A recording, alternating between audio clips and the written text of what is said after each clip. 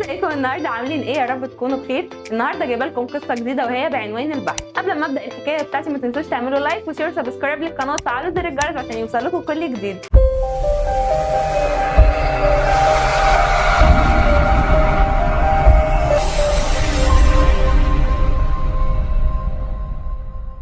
القصه بتاعتنا بتقول ان في يوم من الايام كان في طفل بيلعب على البحر، فالشوز بتاعه ضاع وهو بيلعب، فكتب على البحر: هذا البحر لص. في يوم تاني جه راجل صياد اصطاد سمك كتير جدا من البحر، فكتب على البحر ده: هذا البحر كريم. في يوم تالت ولد كان بيعوم في البحر وغرق وهو بيعوم، مامته جت وكتبت على البحر: هذا البحر قاتل ياخذ مننا كل شيء. ففي يوم تاني راجل عجوز جه كان واقف على الشط، فطلع من الشط ده لؤلؤ، فكتب على الشط: هذا البحر سخيف. وبعد كده جت موجة كبيرة عالية جدا مسحت كل اللي على الشط واستمرت الحياة. ما تشغلش بالك بكلام الناس بتقول اللي هم عايزينه بس. امسح الغلط عشان تستمر الأخوة، وما تمسحش الأخوة عشان يستمر الغلط. لما تتعرض للإساءة ما تفكرش في أقوى رد، لكن فكر في أحسن رد. عامل الناس بأخلاقك ومش بأخلاقهم هم.